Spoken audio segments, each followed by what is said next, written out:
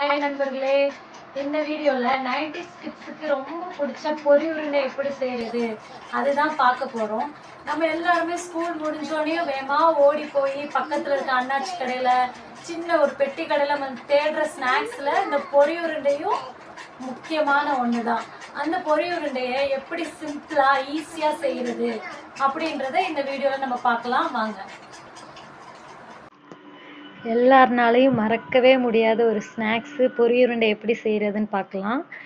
இந்த பொரியுருண்டை செய்கிறதுக்கு நான் இந்த கப்பில் அரை கப்பு துருவின வெல்லம் எடுத்திருக்கேன். இதில் தூசி மண் ஏதாவது இருக்கும், அதனால கொஞ்சமாக தண்ணி ஊற்றி இந்த வெல்லம் கரையிற அளவுக்கு மட்டும் சூடுபடுத்திக்கோங்க. வெல்லம் கரைஞ்சோடனே அந்த வடிகட்டின வெல்ல பாக வச்சு தான் நம்ம பொரியுருண்டை செய்ய போகிறோம். அந்த பாத்திரத்தையே க்ளீன் பண்ணிவிட்டு அதவே தான் நான் எடுத்துக்கிட்டேன்.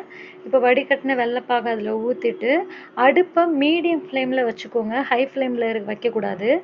மீடியம் ஃப்ளேமில் வைக்கும்போது இப்படி நுரையாக வர ஆரம்பிக்கும். தண்ணி மாதிரிக்க ஃபஸ்ட்டு இருக்கும், பயப்பட வேண்டாம். ஒரு 3-4 நிமிஷத்துக்குள்ளே வெள்ளைப்பாகு நல்லா கெட்டியாக ஆரம்பிச்சிடும். நமக்கு பொரியுருண்டைக்கு எந்த பதத்தில் வெள்ளைப்பாகு தேவைப்படும் அப்படின்றத செக் பண்ணுறதுக்கு தனியாக ஒரு பவுலில் தண்ணி வச்சு இந்த கொதிச்சுக்கிட்டு இருக்க வெள்ளைப்பாகு எடுத்து ஒரு 2 ட்ராப் நீங்கள் அதில் விட்டிங்கன்னா வெள்ளைப்பாகு தண்ணிக்கு அடியில் போயிடும். அப்போ அந்த அடியில் போன வெள்ளைப்பாகை எடுத்து நல்லா கையில் அழுத்தம் கொடுத்து பார்த்தீங்கன்னா ரொம்ப ஹார்டாக இருக்கணும். சாஃப்டாக இருந்துச்சுன்னா பொரியுருண்டை செய்ய முடியாது. பொரியுருண்டை உடஞ்சி போயிடும். ஹார்டாக இருக்கும்போது கரெக்டான அளவில் இருக்குது. இப்போ நீங்கள் அடுப்பை ஆஃப் பண்ணிட்டு தான் பொரி போடணும். நான் அரை கப்பு வெல்லத்துக்கு அதே கப்பில் 2 கப் அளவு பொரி எடுத்திருக்கேன். இந்த அளவு கரெக்டாக இருக்கும், ஸ்வீட்னஸ்க்கு கரெக்டாக இருக்கும். இப்போ உங்களுக்கு அதிகமாக தேவைப்படுது அப்படின்னா 1 கப்பு வெல்லம் யூஸ் பண்ணிங்கன்னா 4 கப் அளவு, அதே கப் அளவு 4 கப்பு பொரி போட்டிங்கன்னா உங்களுக்கு ஸ்வீட்னஸ் கரெக்டாக கிடைக்கும். என் கையில் பச்சரிசி மாவு தடவி தான் உருண்டை பிடிக்கிறேன், ஏன்னா கொஞ்சம் ஒட்டக்கூடாது அப்படின்றதுக்காக.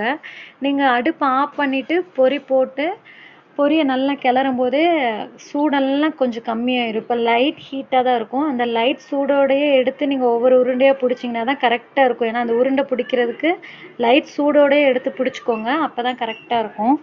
உங்களுக்கும் சின்ன வயசில் இந்த பொரி உருண்டை சாப்பிட்ட அனுபவம்லாம் இருந்துச்சுன்னா மறக்காமல் கமெண்டில் சொல்லுங்கள். உங்களுக்கு இந்த வீடியோ பிடிச்சிருந்துச்சுன்னா, பயனுள்ளதாக இருந்துச்சுன்னா மறக்காமல் நம்முடைய சேனலை சப்ஸ்கிரைப் பண்ணிக்கோங்க. உங்கள் ஃப்ரெண்ட்ஸ் எல்லாருக்குமே ஷேர் பண்ணி என்ஜாய் பண்ணுங்கள். நானும் இந்த செஞ்ச பொரி உருண்டையை என் பையன் என் பொண்ணு எல்லாம் சாப்பிட்டு நல்லா என்ஜாய் பண்ணோம்.